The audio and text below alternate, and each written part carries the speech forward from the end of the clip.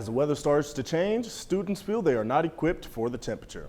Hello and welcome to QUTV News today. I'm Kalen Lowry. And I'm Jack Weiss. Students are preparing for finals, and while all that studying is going on, a debate for the common good was held. People have often wondered if religion was necessary for the common good. A debate on such a topic was held recently in McHugh Theater. Many people from on and off campus came to watch the debate and offer questions. Because what is true, you want to follow it. A debate was held in McHugh Theater, centered on whether religion was necessary for the common good.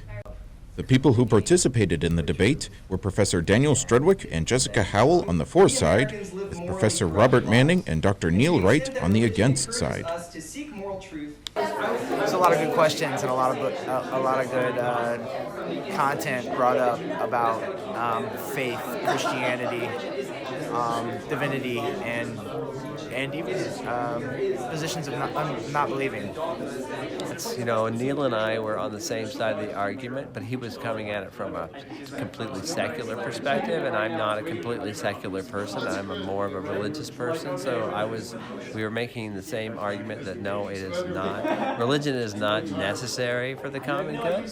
It might be conducive to the common good, that's another question, but it's not necessary for the common good. And he was coming at that from a completely secular perspective, and I was coming at it from more of a religious perspective, but still arguing that it's not necessary for the common good. Soon after, members of the audience were encouraged to give their questions, and they were all very in-depth. But it's gone all over the place with, kind of philosophical understanding of human nature and the sources of morality and the question of religious observance and practice amongst different generations. And it was beautiful to see that kind of flowering out of a little seed of an idea and a question, and it branched in all these directions with the audience sort of bringing these different perspectives into the conversation.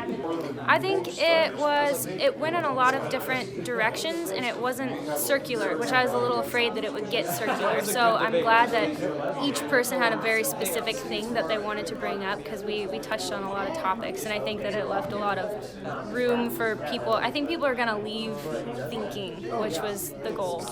Wes Sheeler, QUTV News, Quincy. Students from warmer climates may not be ready to brace for Quincy weather. Lucky enough, St. Clair's can assist them for their warm clothing needs. This year, Cassie Phillips was granted a new addition to QU with St. Clair's. The purpose of the area is to aid students throughout the year.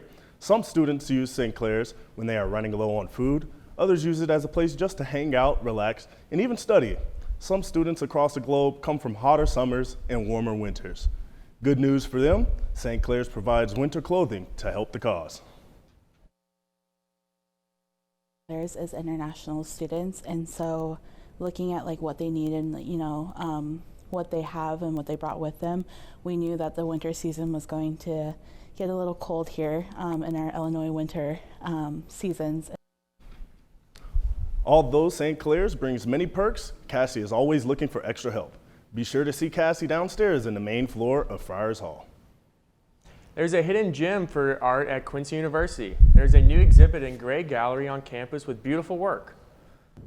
Art Gallery in Brenner Library is filled with beautiful pieces of art. These pieces of artwork are made by different people, but are all centered around one person, Jesus Christ.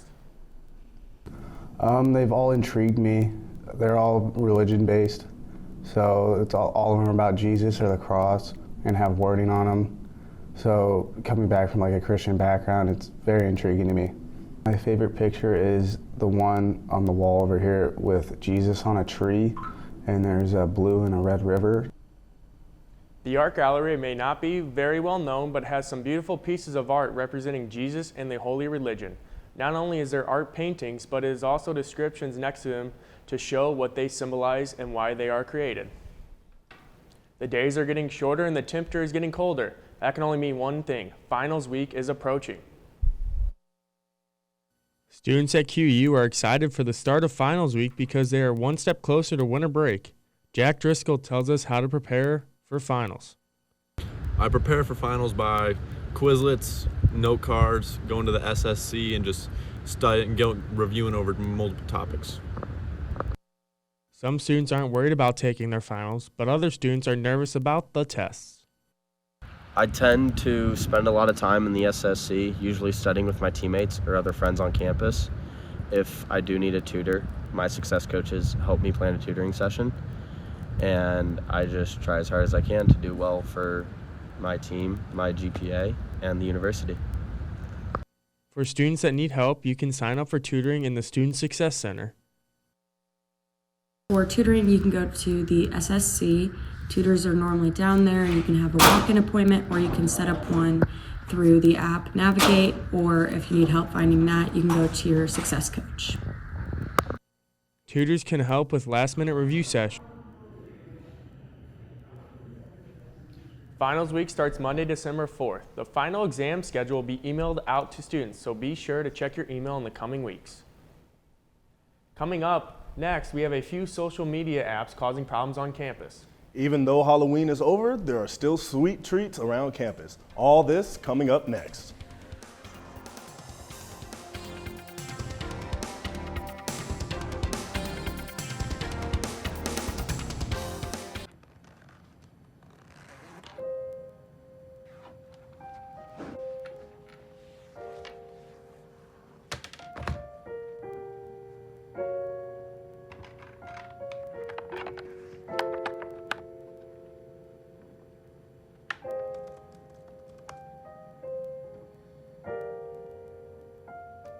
You have to make it your cue for you to do what you love.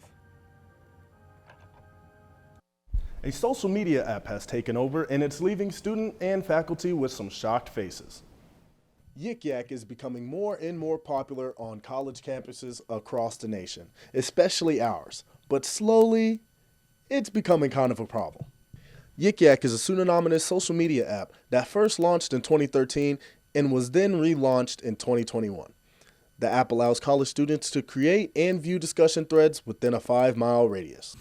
We've had a lot of people talk about the Yik Yak app and exactly what it's for. Personally, I don't really understand what good it really brings in anything. Whenever you have something's completely anonymous, you can pretty much be a keyboard warrior and stand behind something and just say the first thing that pops in your mind with no thought of remorse or regret for anything that's to be said. Now, this is the reason for the app being shut down in 2017 due to several bouts of criticism in the media over the dissemination of racism, anti-Semitism, sexism, and the facilitation of cyberbullying. My thought process on it is I don't think it really serves a purpose. I think it just does more harm than good, and hopefully it's something that makes people realize that it's useless. It doesn't really bring anything to the table when it comes to anything we're trying to accomplish, not just for our young men and our football program, but period. And talking about kids in life, it doesn't do anything that's going to help them in any capacity.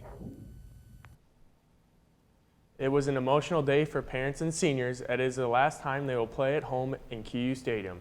It was week 10 of the football season where the Hawks took on the Missouri S&T Miners. The highlight of the day started before the game. Senior night will always be an emotional night in sports. This is where most college athletes' careers will end in their home stadium. Each athlete has a unique story to tell, but QU's Peyton Plunkett can be considered the comeback kid. He transferred to Quincy to end his college career, but the road might not stop there.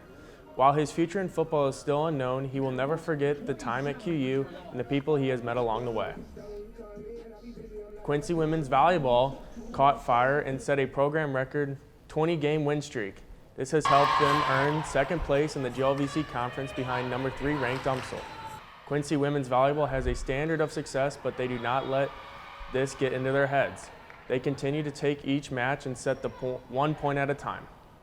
I think for us, it's just a lot of hard work every day, and then it really turned into just being very confident every day and being prepared. And I think that showed up every time we stepped on the court, and then before you know, we won 20 games in a row. The team has 2 more matches this season, and Coach Jones says his team is ready to go. The team last year was good, but they never went on to the streak like this year's team did.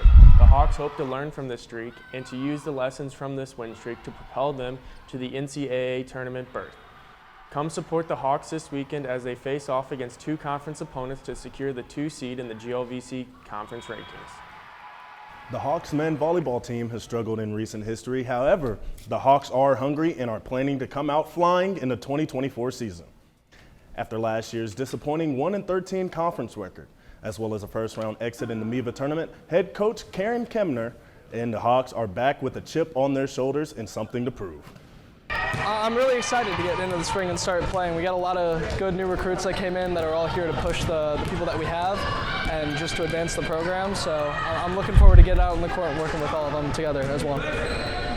Between the hours spent at practice every day, as well as the quality leadership that Coach Kemner brings to the table, the Hawks should be ready to go by the time spring rolls around and ready to make a run in the MIVA tournament.